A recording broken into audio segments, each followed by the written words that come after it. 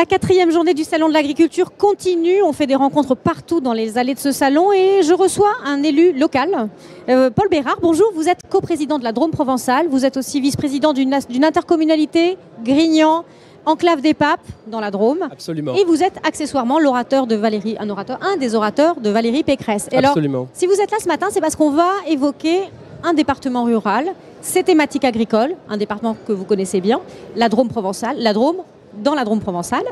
Et vous observez de votre poste d'élu un certain nombre de débats qui agitent l'agriculture. Le premier d'entre eux, si vous voulez bien, on va parler d'agribashing. Oui. Quand on a préparé cette interview, vous m'avez dit, je suis sidérée de ce qui se passe autour des relations entre la société, les agriculteurs.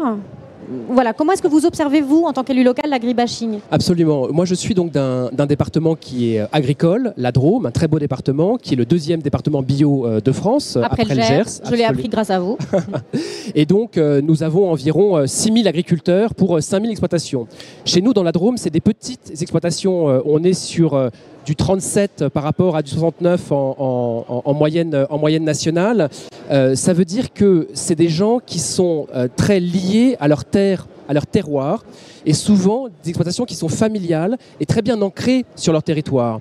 Et l'agribashing chez nous, on le constate parce que ces gens sont quasiment poussés un peu en dehors de leur territoire, en dehors de leur propriété, par des contraintes objectivement, disons-le, environnementales, par des contraintes sanitaires également, et par un respect qu'ils n'ont plus que leurs parents avaient, et que eux ne ressentent plus au quotidien dans leur job.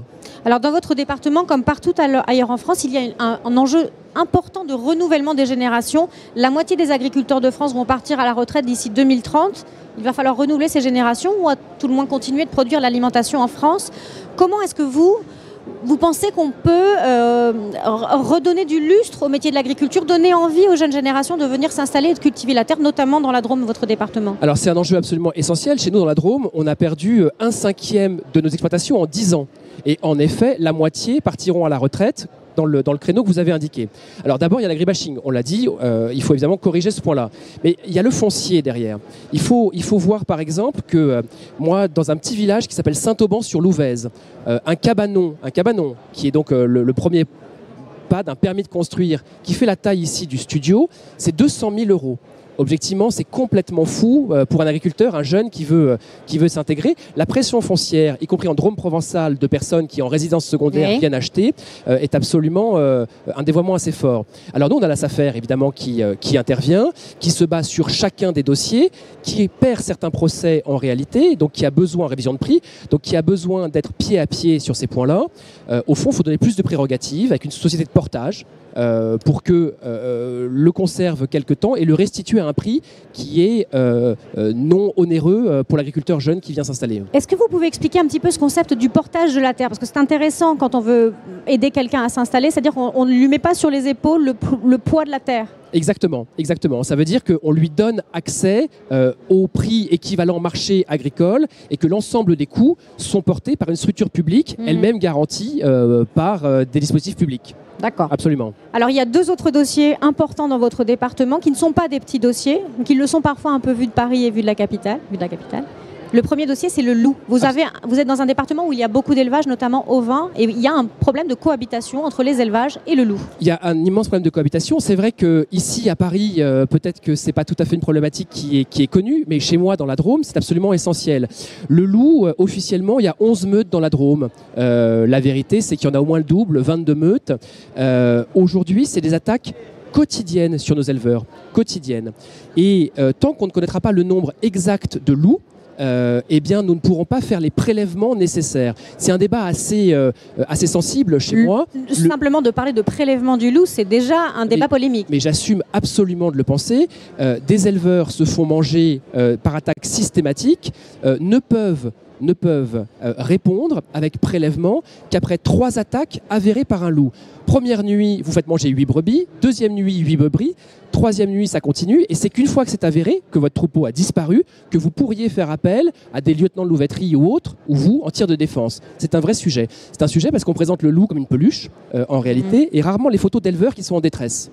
Et alors, qu'est-ce qu'il faut faire Qu'est-ce qu'il faut faire? Il faut faire des plans de prélèvement du loup un peu plus... Objectiver le nombre avec toutes les technologies disponibles, drones y compris, se fonder sur les agriculteurs justement et les chasseurs avec des vrais hurlements provoqués pour connaître le nombre et prélever en conséquence derrière, et avec des quotas de prélèvement par département, par zone où la pression du prédateur est forte. Alors est-ce que ça c'est audible des militants écologistes qui sont vraiment très opposés à ces processus de Je pense que c'est peu audible, mais je pense qu'aujourd'hui l'enjeu de cohabitation, le terme de cohabitation sereine est inaudible pour les éleveurs. Et c'est eux le pastoralisme et c'est eux les protecteurs de la nature avant tout. Alors il y a un autre sujet qui vous tient à cœur et qui nous permettra ensuite de parler d'un autre sujet qui vous tient à cœur. Le premier c'est la lavande et le deuxième c'est la norme. Absolument. Alors la lavande, vous m'avez dit, il faut qu'on parle de la lavande. Qu'est-ce qui se passe avec l'huile essentielle de lavande qui impacte les producteurs de votre territoire? Alors chez moi, dans la Drôme, vous avez de la lavande et du lavandin et aujourd'hui des vrais enjeux de prix avec des prix qui sont très bas. Là encore, il faudrait commencer à envisager des enjeux de régulation de prix, mais peu importe, là c'est pas juste de votre question. De par la position française dans les négociations européennes, la lavande pourrait être classée comme, je la fais courte, mais c'est le cas, comme produit pétrochimique, l'huile essentielle de lavande. Alors, on cogne beaucoup sur l'Europe. La vérité, c'est que c'est la France, c'est nous-mêmes qui demandons des exigences supplémentaires. Et ça n'est même pas, pour dire les choses très directement, le ministère de la Santé. C'est des agences que l'on crée, en l'espèce l'ANSES, parfaitement respectables, avec des agents parfaitement respectables, mais qui sont en train de créer de la surtransposition et donc de mettre à plat une filière entière. Ça veut dire que l'huile essentielle de lavande, si elle est classée comme un produit pétrochimique, ne peut plus entrer dans un certain nombre de compositions ou à tout le moins avec des avertissements un peu inquiétants. Absolument. Et vous imaginez chez nous cette filière qui est essentielle. Pensez aussi aux couleurs que ça représente, aux vertus de l'huile essentielle de lavande. Si vous avez un gros produit pétrochimique, vous ne l'achèterez plus. Alors, ça nous permet de parler d'un autre sujet vraiment important, c'est le poids des normes qui écrasent l'agriculture en France et dont vous constatez les effets notamment sur l'élevage des volailles dans votre département. C'est absolument. Alors, c'est un exemple criant. Ça s'appelle la ferme des Blaches, chez moi dans le Crétois, où m'expliquait que de la volaille, eux sont limités à 8000 volailles par en gros exploitation. Aux Pays-Bas, c'est 250 000. Comment voulez-vous imaginer qu'on puisse se faire une concurrence?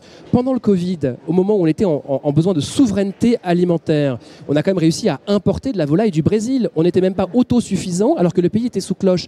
C'est complètement saugrenu. Et quand vous avez des fermiers qui vous montrent quels sont leurs classeurs administratifs, c'était comme ça sous leur papa, et c'est physiquement comme ça maintenant, véridique ce que je vous dis, ils doivent recruter de l'administratif pour traiter l'administratif et du contrôle. Honnêtement, ils sont en vraie souffrance de cette surcontrainte. Et ça pèse aussi sur leur compétitivité. Ça, c'est un des autres aspects que vous constatez sur le terrain. La compétitivité de l'agriculture française, elle est difficilement soutenable, notamment avec le coût de l'emploi. Mais on ne peut pas demander à des agriculteurs d'être en compétition internationale et de leur mettre que des boulets aux pieds. C'est vraiment le principe de eux, ils font la course en sac et les autres, ils sont en sprint.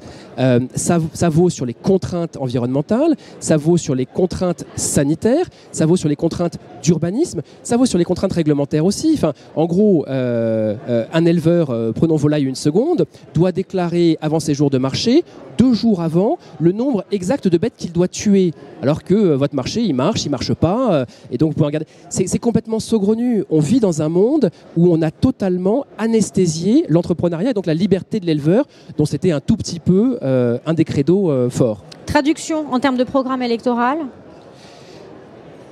Liberté, compétitivité, hausse des rémunérations par une baisse des charges et innovation pour que la France retrouve un rôle d'exportateur. On a une balance déficitaire de 6 milliards, première fois depuis 1945, c'est impossible. À partir du moment où on sait que la PAC va nécessairement un petit peu reculer du fait du poids de la France mécanique et donc du budget de l'Union européenne qui doit financer d'autres priorités, et pour cause, on le mesure aujourd'hui, et c'est tout à fait normal, dans ces cas-là, arrêtons d'entraver nos agriculteurs. Merci beaucoup, Paul Bérard, pour ce point de vue à la fois politique et drômois sur l'agriculture française. Bonne journée à vous. Bonne journée à vous. Au revoir.